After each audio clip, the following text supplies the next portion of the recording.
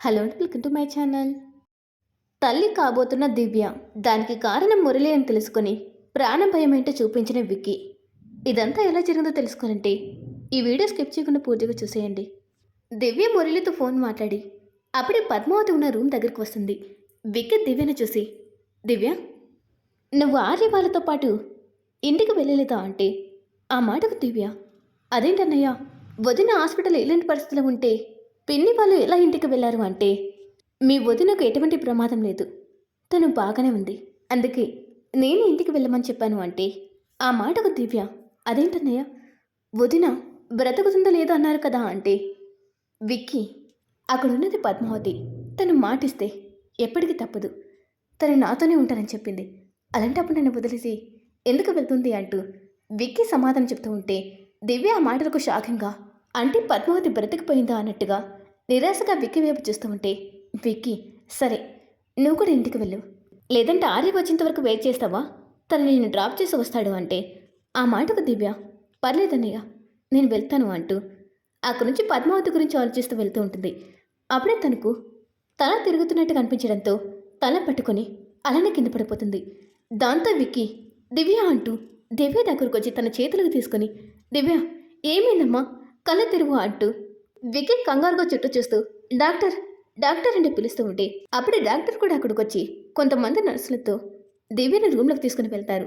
దివ్యని check చేస్తూ ఉంటే విక్కీ కంగారుగా దివ్య ఉన్న రూమ్ బయట నిలబడి ఉంటాడు.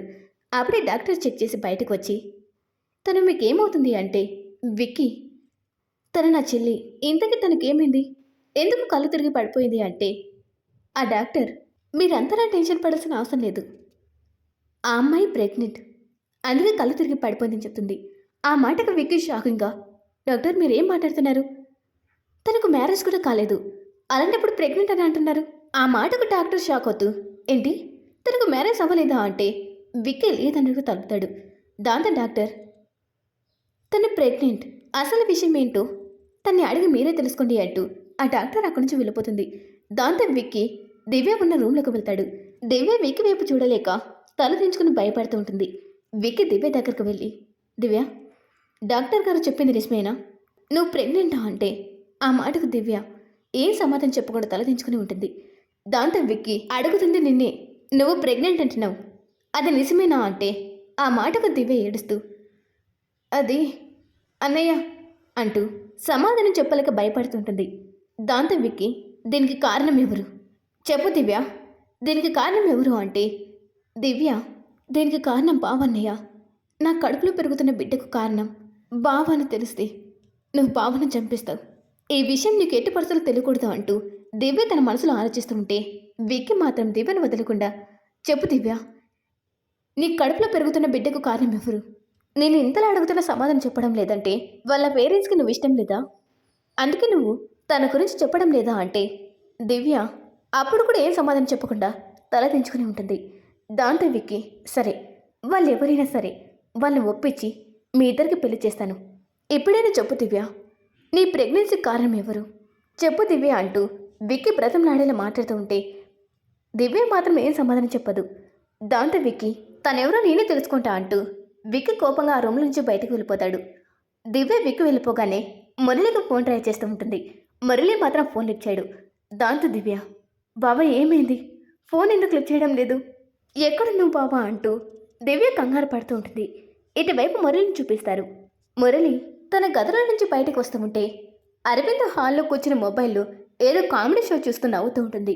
మురళి అరవింద్ చూసి కోపంగా అరవింద్ దగ్గరకు వస్తాడు. అరవిందా, ఏంటి అలా చూస్తున్నావు, నీ మొహం చూస్తుంటే నాకు చిరాకు వస్తుంది, ఇక్కడి నుంచి వెళ్ళిపో, నా సంతోషాన్ని పాడు చేయకు అంటూ అరవింద కోపంగా మాట్లాడుతూ ఉంటే, మురళి నిన్ను అంటూ అరవింద మీదకు వస్తూ ఉంటే అప్పుడే తన మొబైల్ రింగ్ అవుతుంది. దాంతో మురళి తన మొబైల్ ఎక్కడని చూస్తూ ఉంటే ఆ మొబైల్ డైనింగ్ టేబుల్ దగ్గర ఉంటుంది. దాంతో మురళి, నీ సంగతి తర్వాత చెప్తాను అంటూ తన మొబైల్ దగ్గరకు వెళ్ళి ఫోన్ చేస్తున్న దివ్యాన్ని అర్థం చేసుకొని పక్కకు వెళ్తాడు. ఫోన్ లిఫ్ట్ చేస్తూ, ఏంటి దివ్య, ఎందుకు ఇలా ఫోన్ చేస్తున్నావు అంటే, దివ్య కంగారుగా, బావా నీతో అర్జెంటుగా మాట్లాడాలి అంటే, మురళి, అంత అర్జెంట్ ఏం దివ్య, అసలు ఏం జరిగింది, ఎందుకు అంతలా కంగారు పడుతున్నావు అంటే, దివ్య, బావా మనం ఎక్కడికి వెళ్దాం చెప్పు, నేను ఇప్పుడే వస్తాను అంటే, మురళి, సరే సరే కంగారు పడకు, మనం ఎప్పుడు మీట్ అయ్యే ప్లేస్కి రా అంటూ మురళి ఫోన్ కట్ చేస్తాడు. దివ్య కూడా బెడ్ మీద నుంచి పైకి లేచి హడావిడికి హాస్పిటల్ నుంచి బయటకు వెళ్తూ ఉంటే అప్పుడే విక్కీ కూడా దివ్య టెన్షన్కి బయటకు వెళ్ళడం చూసి విక్కీ తన్నే ఫాలో అవుతూ ఉంటాడు. అప్పుడే ఆర్య కూడా హాస్పిటల్ లోపలికి వస్తూ కనిపిస్తాడు. ఆర్య విక్కీని చూసి, విక్కీ ఎక్కడికి వెళ్తున్నావు అంటే, విక్కీ, ఆర్య నేను ఇప్పుడే వస్తాను, నువ్వు పద్మావతి దగ్గరికి వెళ్ళు అంటూ దివ్యను ఫాలో అవుతూ అక్కడి నుంచి వెళ్ళిపోతాడు. దాంతో ఆర్య, విక్కీ ఏంటి ఇంత టెన్షన్ పడుతూ వెళ్తున్నాడు, అసలు ఎక్కడికి వెళ్తున్నాడు అంటూ వెళ్తున్న వైపు చూస్తూ ఉంటాడు. ఇటువైపు దివ్య కూడా వాళ్ళెప్పుడు మీట్ అయ్యే ప్లేస్కి చేరుకుంటుంది. అప్పటికే మురళి కూడా వచ్చి ఉంటాడు. దివ్య మురళిని చూడగానే బావ అంటూ పరిగెత్తుకుని వెళ్ళి తన్ని గట్టిగా హగ్ చేసుకుంటుంది.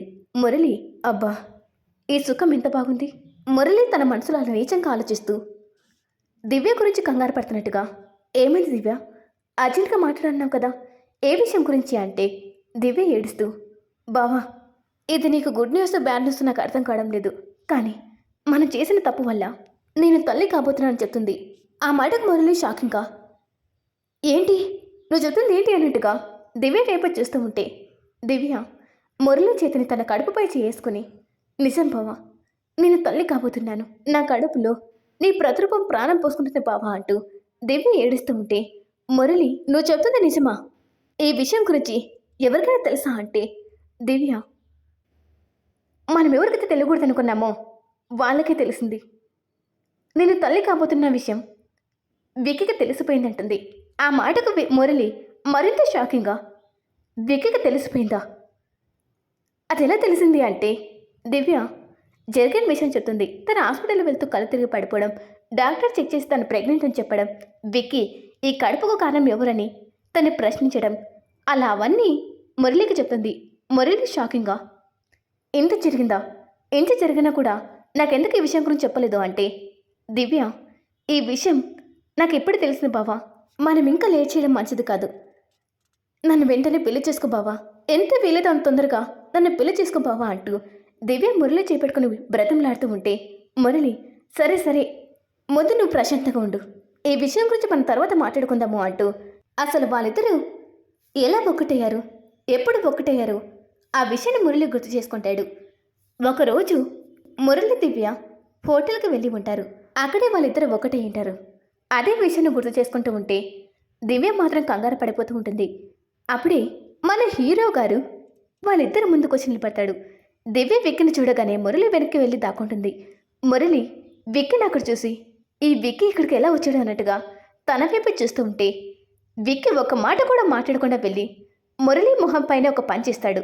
దాంతో మురళి వెళ్ళి కింద పడిపోతాడు. దివ్య, బావా బావా అంటూ మురళి దగ్గరికి వెళ్ళి తన జాగ్రత్తగా పైకి లేతుంది. విక్కీ దివ్య దగ్గరికి వెళ్ళి తన చేయి పట్టుకుని పక్కగా నిలబెట్టి మురళిని తన కోపం తగ్గేంత వరకు కొడుతూనే ఉంటాడు. దివ్య విక్కీ దగ్గరికి వెళ్ళి తను తోసేస్తూ మురళికి ఎదురుగా నిలబడి, నువ్వేం చేస్తున్నావు, బావని ఎందుకు అలా కొడుతున్నావు అంటే విక్కీ, ఇంకా ఏం కావాలి, వాడిని జీవితాన్ని నాశనం చేశాడు, వాడిని కొట్టడం కాదు చంపేయాలి అంటూ విక్కీ ఇంకా మురళిని కొడుతూ ఉంటే దివ్య ఇక తన కోపాన్ని కంట్రోల్ చేసుకోలేక, ఇక చాలా ఆపండి అంటూ గట్టిగా అరుస్తుంది. దాంతో విక్కీ ఆగిపోతూ దివ్య వైపు చూస్తూ ఉంటే దివ్య విక్కీ దగ్గరకు వచ్చి మురళి చేయి పట్టుకుంటూ, బావని నేను ప్రాణంగా ప్రేమిస్తున్నాను, పెళ్ళంటూ చేసుకుంటే బావని చేసుకోవాలనుకుంటున్నాను, అందుకే బావ నేను ఒకటయ్యాము, ఇందులో బావ తప్పు ఏమీ లేదంటుంది. ఆ మాటకు విక్కీ షాకింగ్గా దివ్య వైపు చూస్తూ, ఇదంతా ఎప్పుడు జరిగింది, వాడెంత దుర్మార్గుడో నీకు తెలియదు దివ్య, వీడిని నమ్మి నీ జీవితాన్ని నాశనం చేసుకోకు, వీడే ప్రాణంగా బ్రతుకుతున్న అక్క వీడి అసలు రూపం తెలిసిన తర్వాత వీని మొహం చూడని కూడా అసహించుకుంటుంది, కానీ వీడు నా నుంచి బయటపడడం కోసం అక్కను కిడ్నాప్ చేశాడు, ఇప్పుడు అక్క ఎక్కడుందో కూడా తెలియదు, అలాంటిది వీని నమ్మి నువ్వెలా మనకి దగ్గరయ్యావు, నువ్వు చేసిన పని వల్ల నీ జీవితం నాశనం చేసుకున్నావు, ఇంకా ఆలస్యం అవ్వలేదు, రా ఇక్కడి నుంచి వెళ్ళిపోదాం, వీన్ని ఈ జన్మలో చూడకు, నీకు ఒక మంచి అబ్బాయిని చూసి పెళ్లి చేస్తాను రా దివ్య అంటూ విక్కీ దివ్య చేపట్టుకుని లాక్కొని వెళ్తూ ఉంటే దివ్య విక్కీ చేతిని వదిలించుకొని, నేను బావ లేకపోతే బ్రతకలని చెప్తున్నాను కదా, నేను పెళ్ళంటూ చేసుకుంటే బావని చేసుకుంటాను, నాకు బావ మాత్రమే ఉంటే చాలు అంటూ దివ్య మురళి చేపట్టుకుని ధైర్యంగా చెప్తూ ఉంటే విక్కీ ఇక తన కోపాన్ని కంట్రోల్ చేసుకోలేక వెళ్ళి దివ్య చెంపను చెల్లుమనిపిస్తాడు. దాంతో దివ్య విక్కీ వైపు కోపంగా చూస్తూ ఉంటే విక్కీ మురళి దగ్గరకు వెళ్ళి తనకి చావు భయం ఏంటో చూపిస్తూ ఉంటాడు. తనకి ఇష్టం వచ్చినట్టు రక్తం కారుతున్నా పిచ్చి కొట్టుడు కొడుతూ ఉంటాడు. విక్కీ ఇంకా అలానే కొడుతూ ఉంటే మురళి చనిపోతాడని అర్థం చేసుకున్న దివ్య విక్కీ కాళ్ళ దగ్గరికి వెళ్ళి పడిపోతూ, అన్నయ్య ప్లీజ్ అన్నయ్య, నా కోసం కాకపోయినా నా కడుపులో ఉన్న బిడ్డ కోసమైనా బాబాను వదిలే అన్నయ్య, మీకు దూరంగా మేము ఎక్కడికైనా వెళ్ళిపోతాం ప్లీజ్ అన్నయ్య అంటూ విక్కీ కాళ్ళ పట్టుకుని ఏడుస్తూ ఉంటుంది. విక్కీ మాత్రం ముందు నువ్వు పైకి లే అంటూ కోపంగా అరుస్తాడు. దాంతో దివ్య పైకి లేచి అన్నయ్య ప్లీజ్ అన్నయ్య అంటూ దండం పెడుతూ అడుగుతూ ఉంటే మురళి బ్రతికిపోయాడనుకొని గుండెల మీద చేసుకుని నిమ్మురుకుంటూ దివ్య వైపు చూస్తూ ఉంటాడు. విక్కీ మాత్రం దివ్య చేపట్టుకొని మళ్ళీ నా చెవి జలుకొస్తే నీ చావు ఖాయమంటూ దివ్యని తీసుకుని అక్కడి నుంచి వెళ్ళిపోతూ ఉంటే దివ్య ఏడుస్తూ మురళి వైపు చూస్తూ విక్కీతో పాటు వెళ్ళిపోతుంది. విక్కీ తనకు తగిలిన దెబ్బలను చూసుకుంటూ నొప్పిని భరిస్తూ ఉంటాడు. ఇటువైపు ఆర్యను చూపిస్తారు.